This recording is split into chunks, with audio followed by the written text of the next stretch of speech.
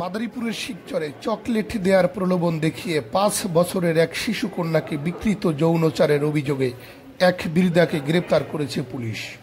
অভিযোগ সূত্রে জানা যায়, শিবচর উপজেলার সন্ন্যাসীরচর ইউনিয়নের রাজারচর মোল্লাকান্দি গ্রামের নিজ বাড়ি থেকে ওই শিশুটি গত প্রায় এক সপ্তাহ আগে তার মায়ের সাথে একই ইউনিয়নের রাজারচর হাজিকান্দি গ্রামে নানা বাড়ি বেড়াতে আসে। গত ১৬ই এপ্রিল বুধবার বিকেলে শিশুটি নানা বাড়ির সামনের রাস্তায় অন্যান্য শিশুদের সাথে খেলছিল।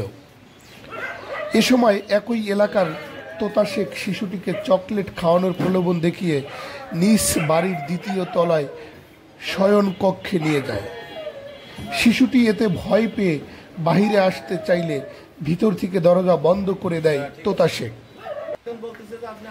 এ সময় তোতা শেখ শিশুটির শরীরের লজ্জা স্থান সহ বিভিন্ন স্থানে বিকৃত যৌনাচার করে এবং শিশুটিকে দিয়ে নিজের লজ্জা স্থানেও স্পর্শ করাতে বাধ্য করে।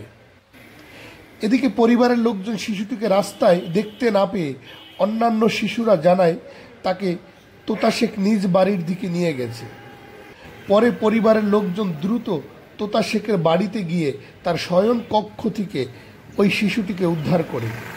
পরে শিশুটির মুখ থেকে ঘটনার বিবরণ শুনে ১৭ই এপ্রিল বৃহস্পতিবার শিশুটির নানি বাদী হয়ে শিবচর থানায় নারী ও শিশু নির্যাতন দমন আইনে মামলা করেন।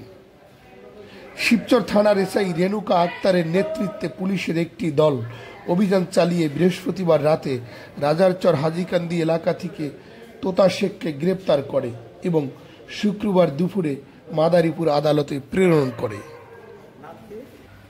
একটা শিশু বাচ্চাকে বিকৃত যৌন হয়রানির চেষ্টার অভিযোগ এবং এই তথ্য আমরা কালকে পাওয়ার পর তাৎক্ষণিকভাবে আমরা অভিযান করি।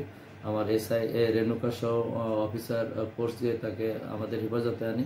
এই বিষয়ে ভিকটিমের নানি বাদী হয়ে মামলা করছে এবং যে মামলা নিয়মিত মামলা হিসেবে গণ্য হয়েছে এবং এই মামলায় তাকে তোতা মেয়েকে অ্যারেস্ট দেখানো হয়েছে এবং তার যে পরবর্তী যে কার্যক্রম ভিকটিমের ২২ ধারা সহ অন্যান্য যে কার্যক্রমগুলো আমরা হাতে নিয়েছি, যেগুলো আইনের প্রসেস, এগুলো আমরা করতেছি।